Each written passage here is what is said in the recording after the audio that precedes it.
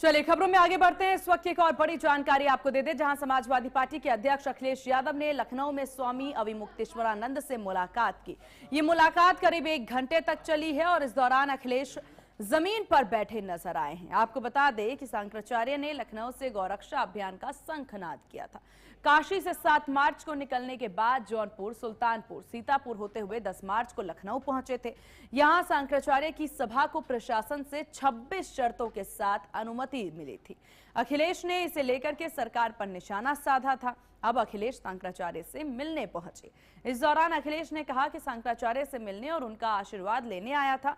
हमारे यहाँ परंपरा रही है कि जब भी कोई नया काम शुरू किया जाता है तो सबसे पहले संत महात्माओं का आशीर्वाद लिया जाता है। मैं भी इसी भावना से उनके पास आया।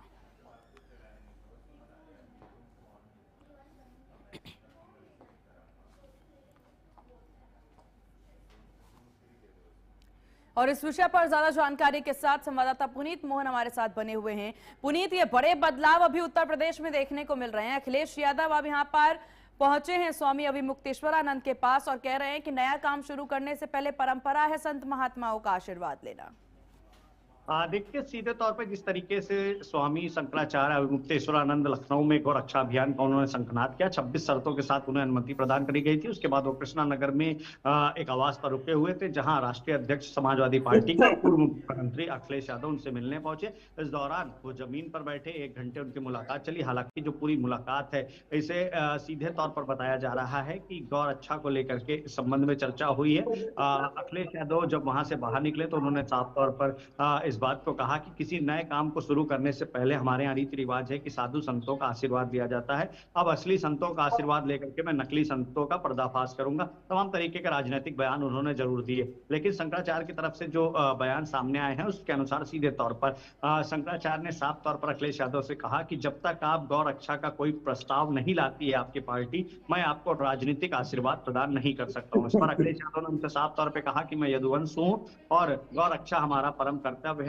लेकिन स्वामी शंकराचार्य अपने बात पर अड़े रहे। उन्होंने साफ तौर पे कहा कि मैं आपको राजनीतिक आशीर्वाद तभी दूंगा जब आपकी पार्टी की तरफ से किसी भी तरीके का गौरक्षा का प्रस्ताव आएगा। यानी कि मैसेज साफ है, अगर 2027 में अखिलेश यादव गौरक्षा से जुड़ा हुआ कोई मैनिफेस्टो लेकर के आते हैं तो शंकराचार्य का पूरा समर्थन उनको मिलेगा। शंकराचार्य ने इस बात को कहा कि भारतीय जनता पार्टी गौरक्षा की बात करती है, लेकिन मैं इतने दिन से लखनऊ में हूँ और इतनी बड़ी यात्रा लेकर के वाराणसी से लखनऊ आया, किसी भी जनप्रतिनिधि ने मुझसे मुलाकात नहीं करी, किसी भी सरकारी अधिकारी ने मुझसे ज्ञापन लेने की भी नहीं सोची। ऐसे में बड़ा सवाल खड़ा होता है। सीधे तौर पर देखा जाए तो कहीं ना कहीं अखिलेश यादव की ये मुलाकात समाजवादी पार्टी के लिए सीधे तौर पर गौरक्षा को लेकर के जिस तरीके से अखिलेश यादव बढ़ चढ़ करके बात कर रहे हैं, जिस तरीके से उन्होंने साफ तौर पे कहा कि पहला जो दूध का प्लांट था वो हमने कन्नौज में लगाया, आगे सत्ता में सरकार आती है तो हम और भी कार्य करेंगे। अब सबसे बड़ी बात अब यहाँ पर देखिए, यहाँ पर किसी भी तरह की प्रतिक्रिया जो है वो सरकार की तरफ से सत्ताधारी किसी भी नेता के द्वारा आ नहीं रही है।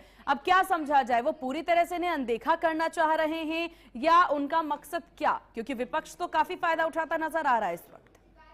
देखिए, अगर आप शंकराचार्य के पूरे कार्यक्रम को देखेंगे तो किसी भी कार्यक्रम में बीजेपी का कोई भी प्रतिनिधि या सरकार की ओर से कोई भी अधिकारी प्रस्तुत नहीं हुआ जिसने उनसे ज्ञापन लिया हो।